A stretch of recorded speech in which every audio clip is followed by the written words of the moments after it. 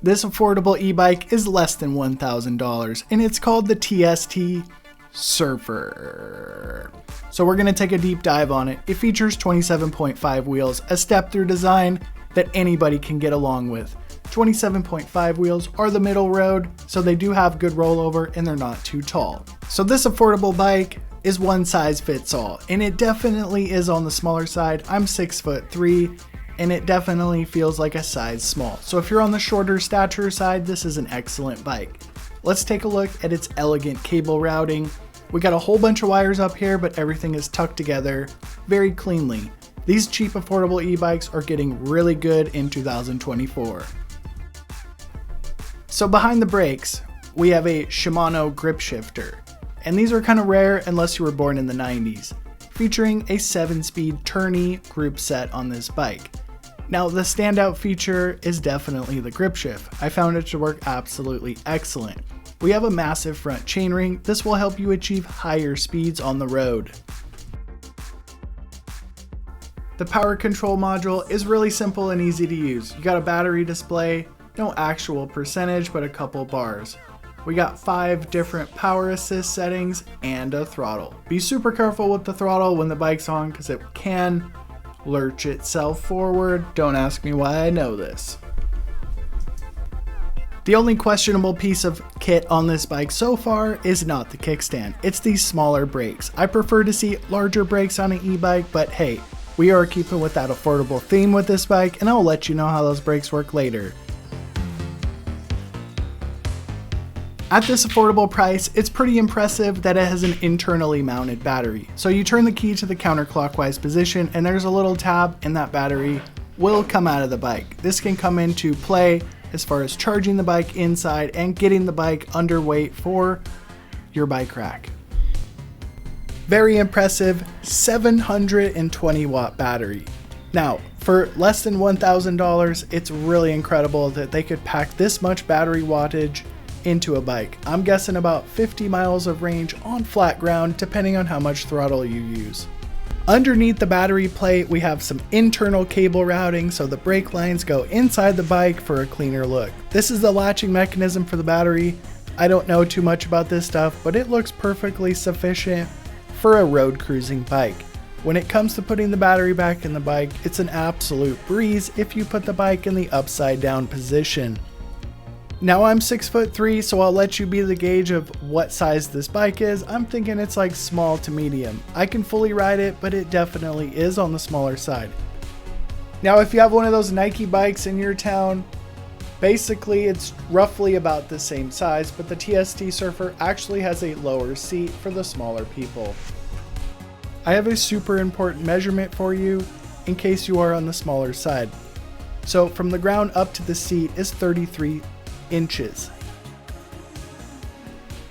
I pumped the tires up out of the box and it does feature Presta valves. Now it's a $1,000 bike. You could easily spend $1,000 on a set of wheels and tires. So don't complain too much about these cheaper wheels. The overall build quality of this bike is pretty outstanding. Talking about its price tag. Now look at those welds, they look pretty professional. We have a clean bar and stem. The rear of the bike is straight. 7-speed tourney, you'd expect that from this price range. We do have some questionable brakes I'm about to test in a second, but overall I'm really impressed for this bike's price tag.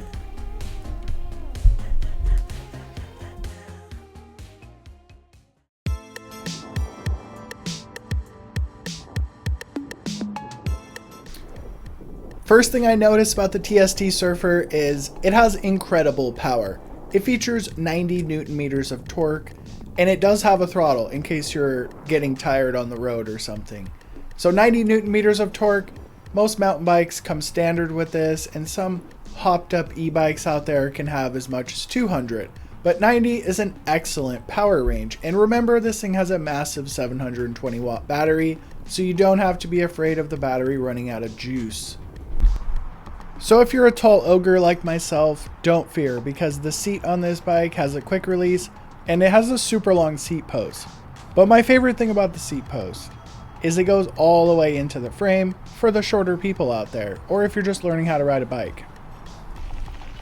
This is a road bike. It's perfectly fine to ride on gravel. It does feature a front suspension fork that's better than nothing. But the highlight is that powerful 90 Newton meters of torque in the rear hub drive motor. Now, talking about hub drive motors, there is a little bit of a delay before they do engage with the power. All hub drive motors are going to have this little bit of delay. You get used to it in like 25 seconds. So if you want to carry your TST Surfer on a bike rack, remember it's a step-through bike with fenders, so you're going to need this fake synthetic top tube. It's linked in the description. It's about $50. This is a high quality one with a high weight rating and rubber pads to not damage your stem and seat post. The locking pins come out and you're basically going to hook it around your seat and your stem on your bike, so it's basically acting like a top tube. This prevents the fenders from getting damaged when you're trying to clamp onto the tires.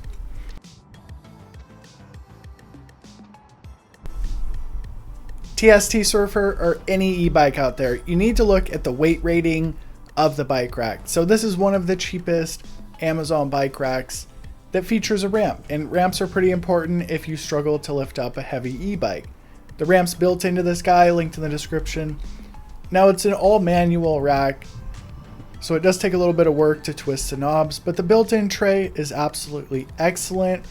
As you can see, it takes almost no force to get up on the car. So it's best to have a center mounted pole in the middle of the bike rack for these step-through bikes, because you cannot clamp onto the tires because of the fenders.